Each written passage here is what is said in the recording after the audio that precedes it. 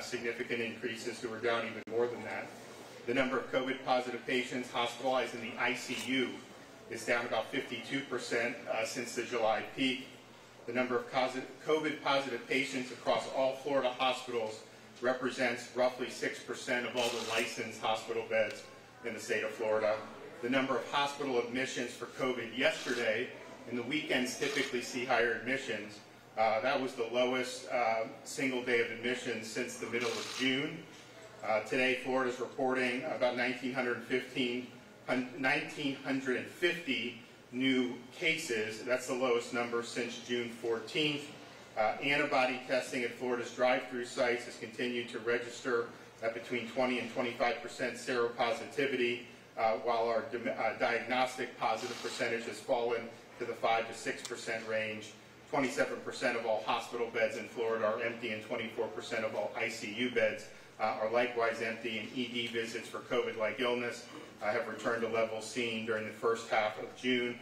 So those are obviously, there's been a lot of positive movement over the last 4 to 6 weeks, and we want to obviously see that continue. I want to thank Dr. Scott Atlas for coming from the White House Coronavirus Task Force. Throughout the whole pandemic, we've had the President, the Vice President, and probably just about every member of the Coronavirus Task Force has come down to Florida at one time or another, and we've gotten a lot of great assistance from the administration. And we just announced a couple days ago we're going to have over $125 million just for long-term care facilities in the state of Florida to do things like point-of-care testing, to do things like continue to fortify their PPE stockpile, to use in ways that can continue our efforts to protect the most vulnerable among us. So we really appreciate the administration for doing that. And I want to thank Dr. Atlas for coming down. We were in Tallahassee this morning. We're making a stop here, and then we'll be at the University of South Florida later today. We approached this particularly as we got into May and into June. The initial March, April was kind of everyone didn't really know what was going to happen. It was a time of great uncertainty. There were obviously measures taken in various ways across the country, including some here in Florida. But as we got through that initial period, we really took that opportunity to prepare for the future, not knowing kind of what the virus would bring. Our areas of focus were, one, protecting the most vulnerable among us, and that means, of course, those who are elderly in long-term care facilities. We've provided huge amounts of PPE to those facilities. Obviously, we've required wearing that since March. We've not allowed visitation since March, although we are going to address that very soon because that's kind of served its purpose. We do need to get that human interaction again. We've done a lot of testing, not only for residents but staff, and we test the staff bi-weekly. And we have over 4,000 long-term care facilities in Florida, and over 200,000 people work at those facilities. So we're doing them on a bi-weekly basis, 200,000, which is a lot. And then we were the first state in the country to establish COVID-only long-term care facilities, so that if you have an elderly resident of a long-term care facility who is COVID positive, you have a safe place to transfer them where they can be isolated and not risk spreading it to other members of the facility. And so that's been something. We now have 23 of those facilities across the state. But although that is the most vulnerable segment, are seniors in long-term care facilities, and certainly the risk to those seniors is higher than the risk to seniors who are not in long-term care facilities. There's no doubt that as people get older, the risk to COVID-19 increases. And so I think what we've seen here at the villages is working with obviously the folks at the villages, how the hospitals handled it. You have a very large senior contingent, very active community, and they made changes at the very beginning about, okay, let's dial back some of the more risky environments so they don't do the same type of indoor, large, crowded gatherings like they used to. But I think smartly from the very beginning, they have maintained a lot of activities for their residents here, particularly with respect to outdoor activities like golf. And I remember Gary Lester, we were talking very early, and he's like, we're not going to be allowed to play golf. I'm like, no, you guys need to do that. Because I think what they did from the beginning is they said, okay, we understand the risk, we want to take appropriate action to mitigate the risk, but we want to do that in a way that's sustainable for our residents. And so I think that they've done that, and that's a combination of the community and the individual residents really being committed to that. But I think if you look at the demographics of this community and then compare the COVID outcomes, I think that they have done far better than what I think most people would have predicted, just given the basic realities of the disease. And so my hat's off to folks throughout the villages. My hat's off to the people here at UF Health Villages Hospital, because I think it's I think it's a really strong story. So protecting the vulnerable has been the top priority. Second, and a close second, is making sure that we support our hospital capacity, our frontline healthcare workers, and we've done that. If you look, the state of Florida has sent tens of millions of pieces of PPE, from face masks to face shields to gloves to gowns. When the hospitals needed more remdesivir, we were able to go and work with the task force and get expedited shipments into the state of Florida. Unfortunately, our hospital traffic had picked up. We needed to expedite that. So we were able to do huge shipments of remdesivir. When there was a need for more convalescent plasma, we went out and asked for blood donations. And in our antibody sites, we encourage people, if they test positive for antibodies, to turn around and give blood. A lot of the emphasis in March was not overwhelming hospitals, and the focus was really a lot on the number of beds. I think what we found in Florida is we had enough beds. That was never going to be an issue. You were potentially going to have stresses on the staff. Part of it is just because it's a very stressful time. Part of it is because some of the staff had to isolate as the community prevalence of the disease increased. That's the staff's a reflection of society. You were going to see more and more of that. So we sent over 2,000 medical personnel across the state, many in South Florida, but also some elsewhere, to be able to buttress those efforts. And I think that that was something that was very, very important. We also, because we had these COVID-only nursing facilities, hospital was able to take a resident of a long-term care facility who was COVID positive but medically stable and didn't need additional medical care. They had a safe place to discharge them. We would not allow hospitals to discharge COVID-positive patients back into the long-term care facilities from the beginning, because obviously that creates a hazard. But if you have this COVID-only unit where you could do that at a facility, then that's something that's obviously safe. So that was something that was important. And then when we came into June, in the middle of June, in that third week, fourth week, you start to see the prevalence increase. There's a lot of people that were clamoring, saying, oh, it's going to be a surge. You got to stop elective procedures at hospitals. And I think there were some areas of the country that may have done that. I think the experience in March and April doing that showed that that's not what you wanted to do. So we did not do that in Florida. We basically told the hospitals, we said, you understand how to manage your patient load. And so if you look at like a Jackson Memorial down in Miami, they were kind of the focal point of the most intense increase in patients. So they dialed back accordingly, made sure they had enough cushion, made sure they had enough staff, and we obviously supplemented that. There were other major health systems that never had to do anything with elective surgeries or elective procedures, and that, I think, has worked so much better. These procedures matter. I mean, the amount of, and Dr. Alice can talk about this, the amount of missed health care or people who have not gone in when they've needed to certain things is dramatic throughout the country. So we wanted to avoid that, and I think we were able to do that by allowing the elective procedures and stressing to people, if you have problems aside from COVID, this is a safe place to come. If you need to go to the ED for heart or stroke, make sure you're doing that. And then the third thing that we were focused on was just keeping society functioning. The idea that somehow you can just shut everything down, hide, and then it goes away, we know that's not how it works. It's not like a hurricane. You can hunker down and pass as you come out. So we knew that we had to just keep society functioning. So we did that throughout June, July, and August. Last month we added 75,000 private sector jobs in the face of the height of the outbreak. In fact, I think Disney opened right as the infections had peaked. I think a few days before our ED visits peaked. But ever since they've opened, we continue to see a downward trend, which is good. We've kept gyms, beaches, restaurants, hotels, theme parks, youth activities, sports open and operating, and I think that that's important to do, and I think that we understand, I think, a little bit better now the importance of having society function.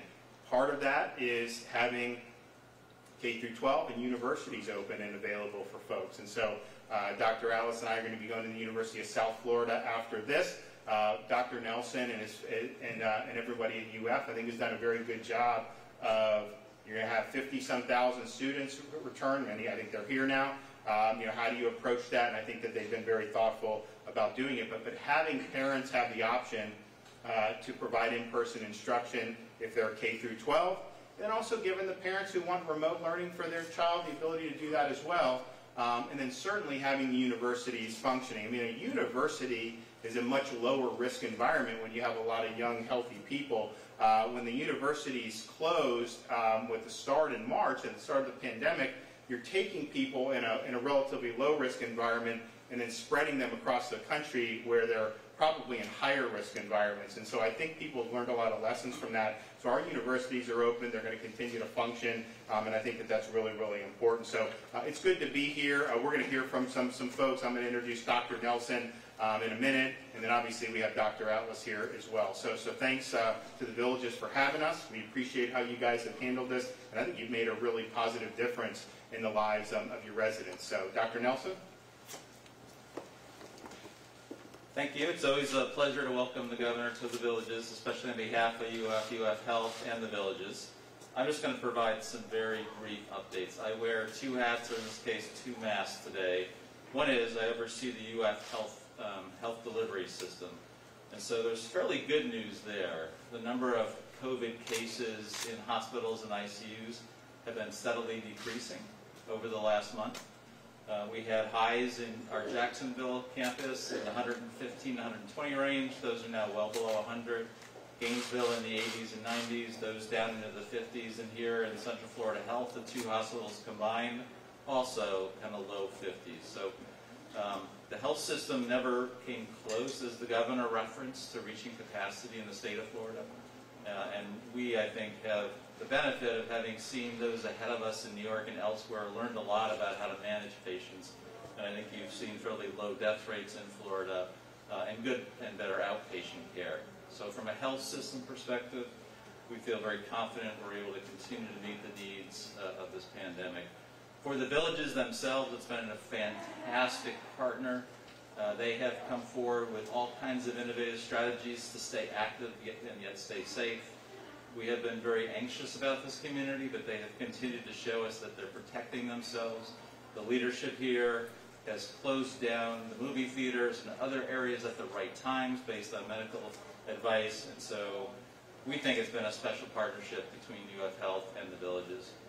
And the last comment I'll make is the governor said, so we also have to open up today a university where over 50,000 students showed up in the last 2 weeks. So we have successfully done that. We did it, though, in a progressive series of bringing people back. Last month, we brought back, over the months of June and July, over 30,000 employees and set up ways to screen and test a large majority of those people to make sure the environment was safe. We have offered the same opportunity, 100% screening, to all 50,000 students and optional testing with a very, very strict contact and tracing program set up at the university in collaboration with the Department of Health. It was a quiet weekend in Gainesville, which is always a good thing.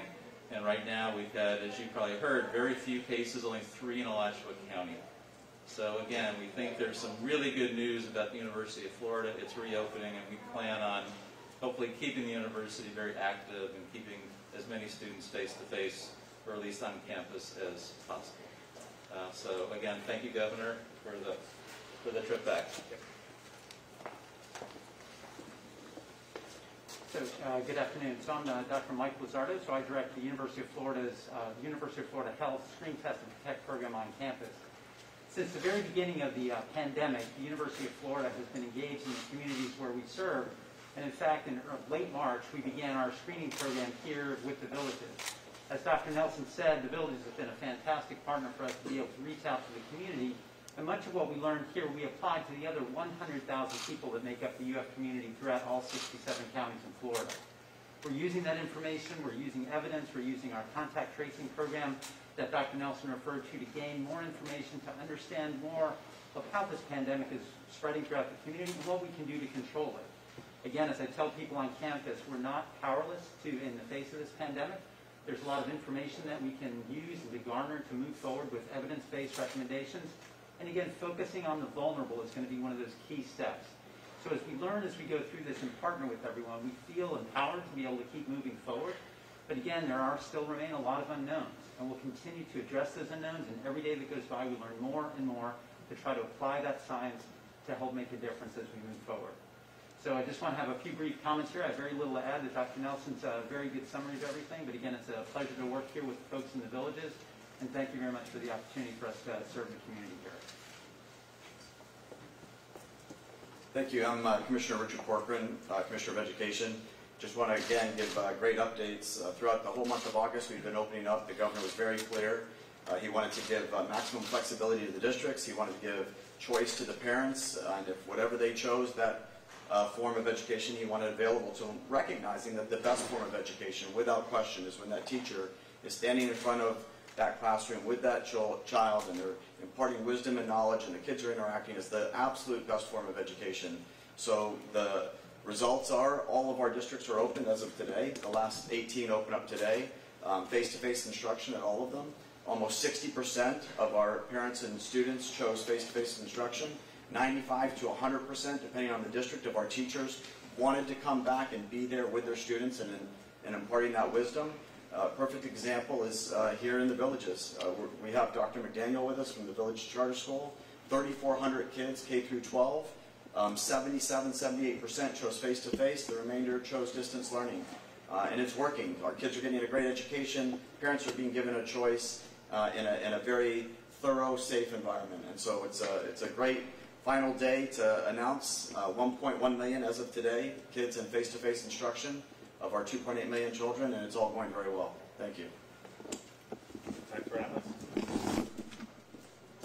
Good afternoon. It's a great honor to be here representing President Trump, Vice President Pence and the task force, and a great honor to be with Governor DeSantis. It's really quite amazing. The Villages is something, it's a huge success story, and I think it's a model for how other senior-frequented facilities are, because as the governor and everyone here knows, while the most vulnerable are those in nursing homes, there are many other seniors to take care of and protect, and this is very much in concert with the President's general strategy here on the coronavirus pandemic, which is number one, protect the highest risk people and save lives by doing so. And number two, making sure we don't have hospital overcrowding, because as Governor DeSantis has known throughout this, you really need to make sure medical care is given to everyone else. It's not true that the only non-essential care, that's not a synonym for things that aren't important. And we know that many, many people, there's a considerable cost to shutting down medical care, whether it's cancer, chemotherapy, live organ donor transplants, cancer screenings, biopsies, immunizations, all kinds of things went by the wayside in the prolongation of the lockdown, and I think we've learned a tremendous amount about that. And then, of course, the third part of the President's strategy is exactly what Governor DeSantis and everyone in Florida is aware of and is doing, which is making sure that we safely open schools and the economy, because we cannot sacrifice our children. I mean, there's nothing really higher on the national agenda than educating our children, and the harms of not opening schools are really tremendous. And all that goes with the known evidence that children have very, very low risk from this illness. In fact, less than seasonal influenza. So if we proceed logically, of course, we're not going to have schools closed. We want to have schools open as much as possible, but also the President guidelines, as well as Governor DeSantis and the educational group here has said, is we want to give options to parents, because everyone has to feel safe, and there are certain high-risk families, certain high-risk teachers, certain high-risk students. So the combination of, as the goal is open in school, in-person schools, of course, the options for distance learning are very important, and I think we're seeing a great hybrid of that here in Florida. And just want to also make a remark about how Florida does represent a really great example of a partnership with the federal government and the Trump administration, as well as the private sector, in making sure that Florida gets enough personal protective equipment. Certainly cases of emergency remdesivir were helped along by the federal government here. And of course, the Trump administration has supported Floridians, the hardworking taxpayers in their in payments, as well as small businesses here to the tune of billions of dollars. So I think it's been a great example of how to navigate through really one of the most difficult times in American history. And the governor in Florida has shown how to do it. And the Villages is an amazing place. I've never been here before, but to see the numbers, I mean, the state of Florida has the second highest percentage of people over 65. So right away, it's a huge challenge. Then we go to a place like this, and you guys have done a great job. It's quite impressive. Any questions for either Dr. Atlas or myself? I have a question for Dr. Atlas. Can you please talk to us about, it was mentioned in the Washington Post, this herding immunity discussion. Do you support what Sweden is doing? Yeah, I mean, I was shocked to see the story because they never asked me for a comment, first of all. That's there's news, there's opinion, and then there's overt lie. And that was never a strategy that was advocated by me and the administration. The president does not have a strategy like that. I've never advocated that strategy. So that whole discussion in the Washington Post was just really sort of irresponsible to write an article like that. Governor, I'd like to ask you about, we do have Labor Day coming up. We saw a spike after the Memorial Day weekend. We now are heading towards Labor Day. Are you concerned that people maybe feel, things are getting better? My Publix removed the one-way signs in all the aisles. So, are we concerned coming out of Labor Day that we will see another spike? Well, we're always looking to see what happens. I mean, I think the one thing that we've shown is I think the system, we're going to be able to handle what happens going forward, and I'm confident of that. I mean, this Sun Belt spike was the was the most significant prevalence that the whole region has seen since the beginning of all this. But I think they've settled in. I think people have been, by and large, very, very careful. Although I would also say, people have been doing some stuff. I mean, I know with the Memorial Day, but the people are they're very active now too. But I think you can be very active and just do it in a way that makes sense. And so I think a lot of Floridians have really gotten into a good groove. We're open, we have stuff going on, they understand that. Schools obviously is a big part of that. But they're doing the basic things. And so I think that if they continue to do that, that I think we should be in good shape. I have a question for Commissioner Corcoran, Patty with News 6 here. You had said that the reopenings are going well so far. Many epidemiologists are saying, the cycle's 2 to 3 weeks with reopening schools. We're already seeing schools in Central Florida closing down because of an increase in cases. Your reaction that in the next couple weeks we could see a spike in cases, and is it too early to say that we're doing well with reopening? I don't think it's too early, and I think Dr. Atlas can address this also. We've only, so far, with the whole month of August, 1.1 million kids physically on campus in the K-12 setting. We had one school that we had to shut down, and Dr. Atlas will talk about this at other venues, and so does the governor. What we really have more than anything for the cause of when we see that kind of a system, because kids are very low spreaders. So you don't see that. We don't have a case in Florida yet where we've seen a child in the K-12 setting spread it to an adult. But the other way around is much more dangerous. And so if you have, we've sent out guidance, if you have a cold, if you have a symptom, an adult should be without excuse. All of us know when we're not feeling well. Well, if you're not feeling well, do not come to the campus. And what you're seeing initially, but we're getting, tremendous improvements every single day. We have webinars all the time. We tell our teachers, as much as you're tempted to walk down the aisles and interact with the kids, stay in front of the classroom. Because if they stand in front of the classroom and all of a sudden we get the diagnosis that they were positive, now we might only have to ask 1, 2, 3 kids that might have been in the front row, or maybe nobody, because if they're 6 feet apart, has to be dismissed, and those kids can continue to get that great learning. And so what you had in that one school that we had to close in Osceola, it was 12 teachers interacting in the break room, interacting after hours, being together. And as a result, it's very difficult. As Dr. Atlas has said, nationwide, I think the average age of a teacher over 65, it's only like 13%. In Florida, we're like 3%. So our teacher population is very young, very safe. But who's not safe is our substitutes. And so reason really we had to close is because we couldn't backfill with substitutes, because our substitutes are mostly over 65, and they're just not available to us right now. So we need our adults in the school system to be very safe. But even if you look at all of this early onset, and we're making great strides in protecting the student body and the whole education community, dismissals of kids having or adults having to leave the school system, it's like less than 0.5%. I mean, it's and so all of the 99.999% of kids can still go and get that great education, and all those other things that Dr. Alice talked about and the governor talked about. We don't have to worry about food insecurity for these kids. We don't have to worry about there being an achievement gap. We don't have to worry about a decline in child abuse cases. We don't have to worry about drug overdoses and all of those other things, far more severe, far more dramatic, and far more certain than any low risk to COVID. So I think we're making fantastic strides. I don't know if you want to add anything to that, Dr. Alice. I think it's also just important to point out when you hear things about cases. There was a Cherokee County, Georgia, was like there's some cases, and then they quarantined like everyone who had been in the hallway, where it's like 1,000 people, quote, exposed.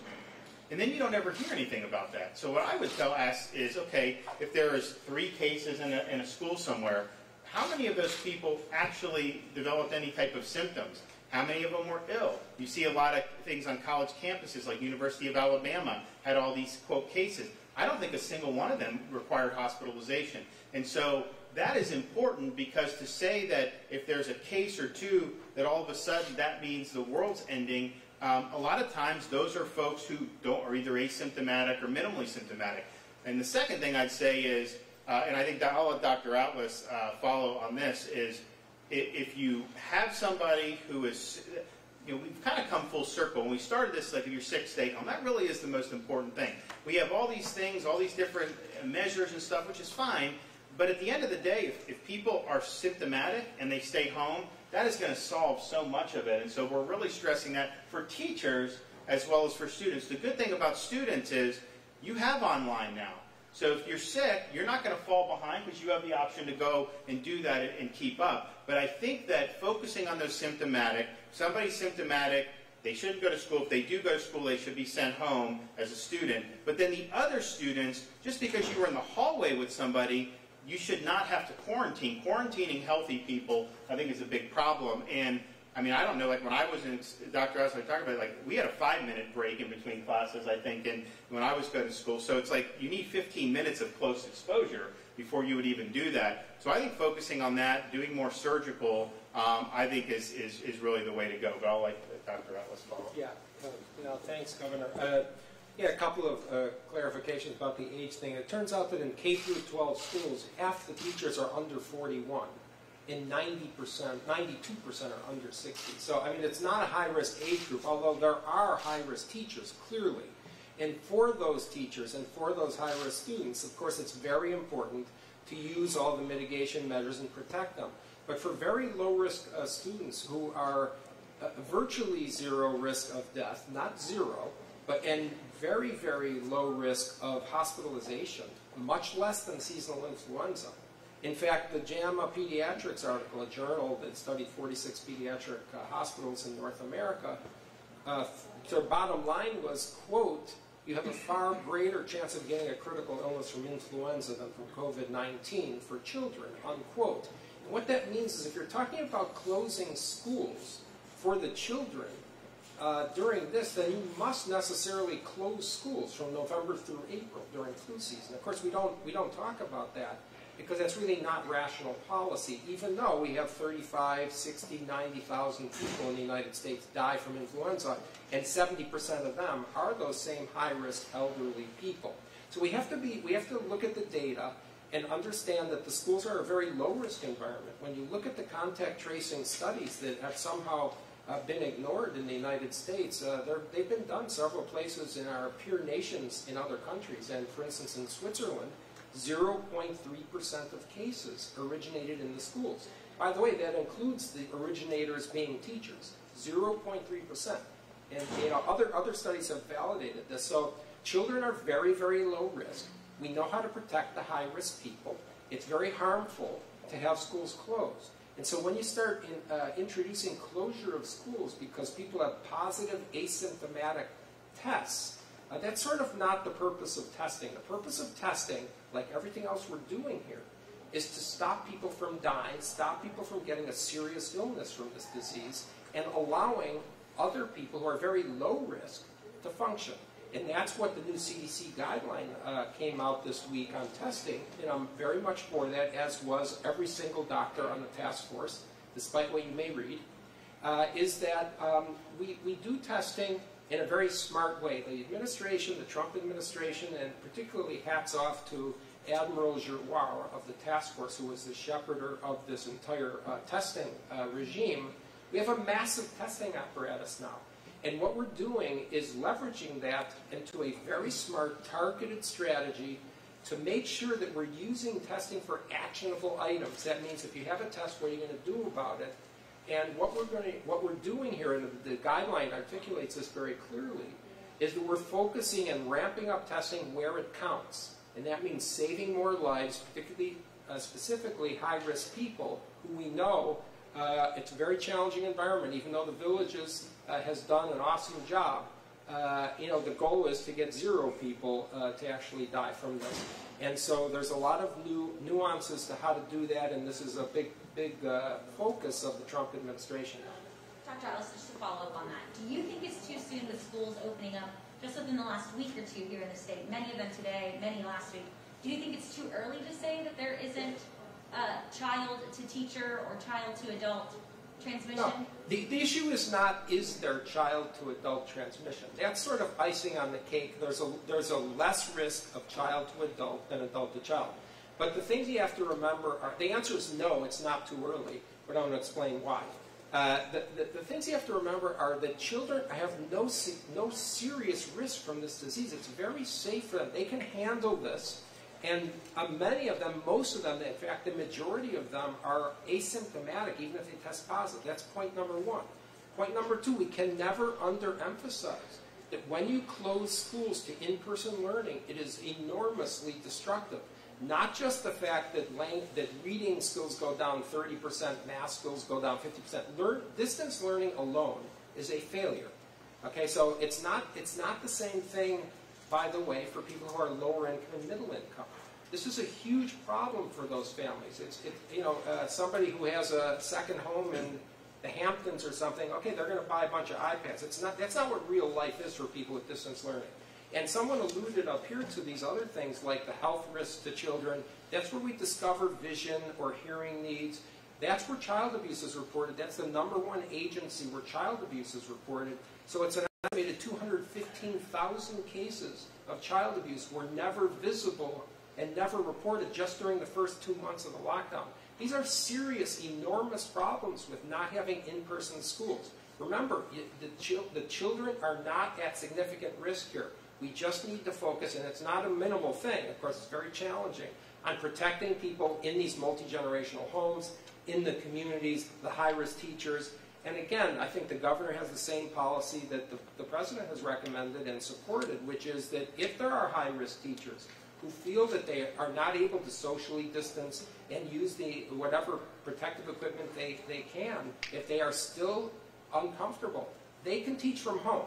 That doesn't mean the school closes. We have to focus on the children. I would make one last statement, and that is that we are the only nation among our peer nations that are hysterical about opening schools. When you look at the rest of our peer nations, and we're talking about Canada, the UK, Switzerland, Sweden, the Netherlands, Denmark, Germany, Finland, Italy, Spain, every single country, they're opening schools because they recognize the data. And the data is that children do not have a significant risk from this disease, and they do recognize the enormous harms from closing the schools. We're the only country that seems to be willing to sacrifice our children out of our own fear. And I just can't accept that.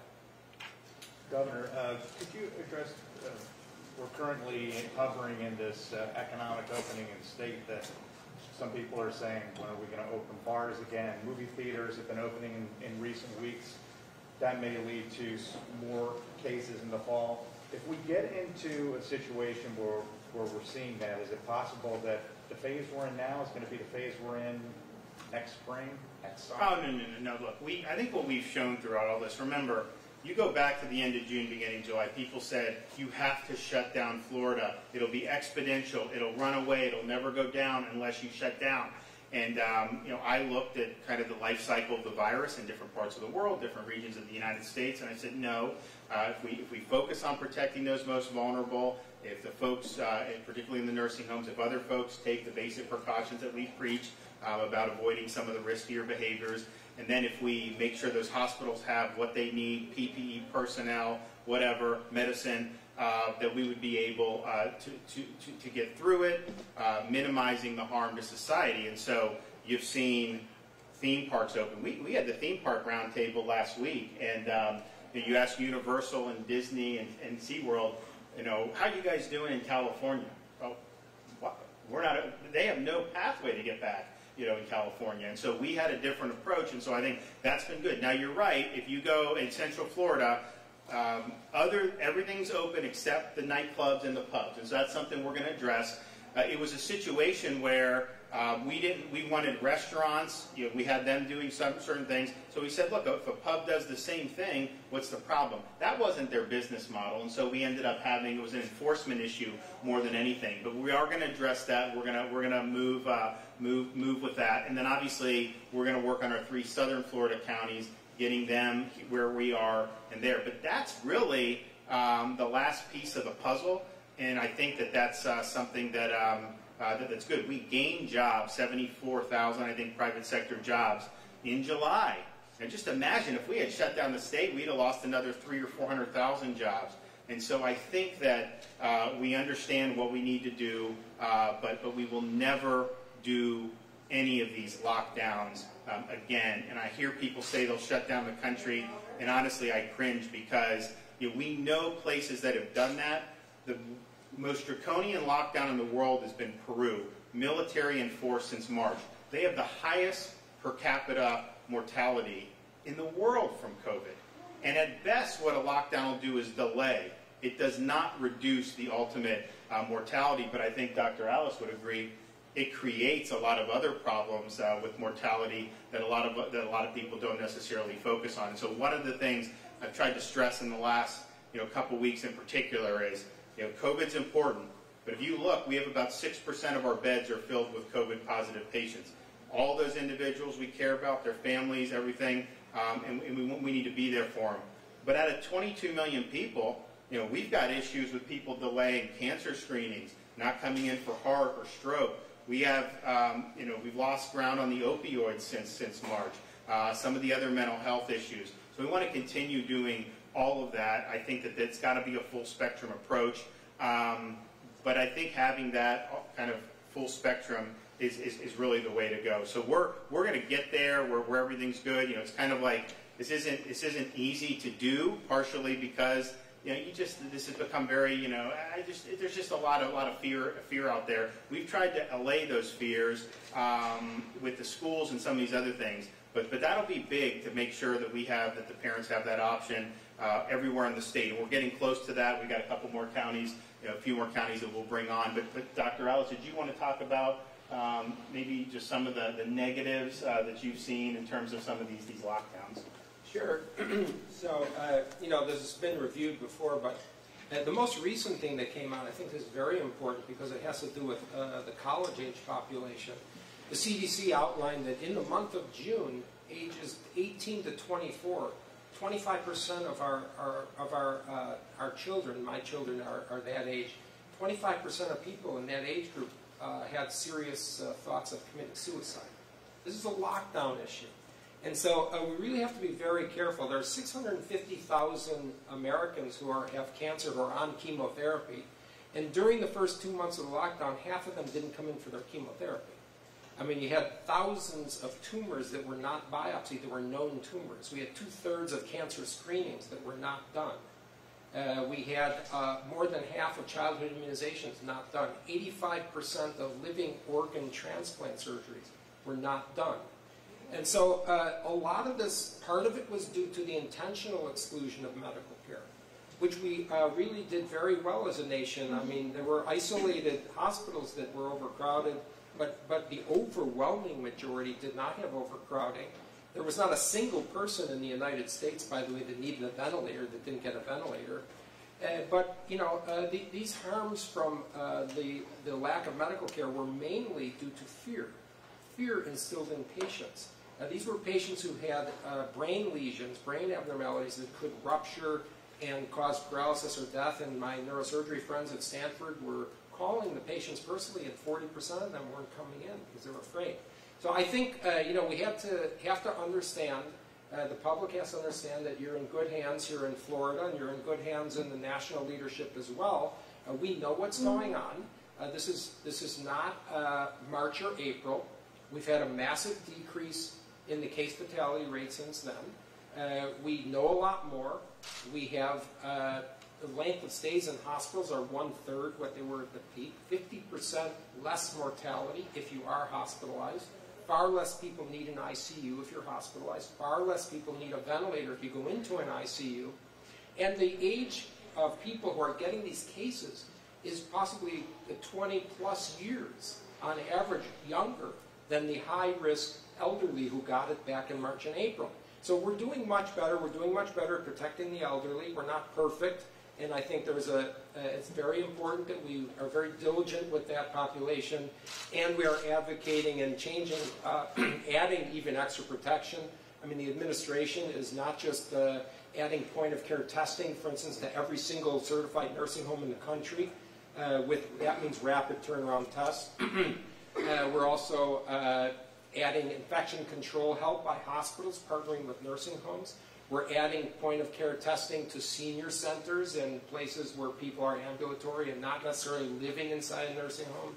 There's a big effort being made to ramp up our protection on the elderly, because the point of all these things are to save lives, not to document asymptomatic people who are low risk. That's not the point of public policy. Great. We're off to USF, so we'll see you guys. One more question in regards to Publix, and I just didn't know if that was any fear that we might be loosening up some of our rules here.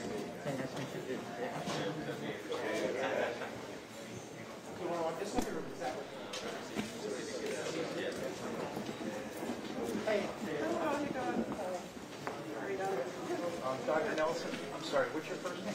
David. David. Okay, and I'm sorry, your exact title is? Okay, sorry about that. We're going to get up here that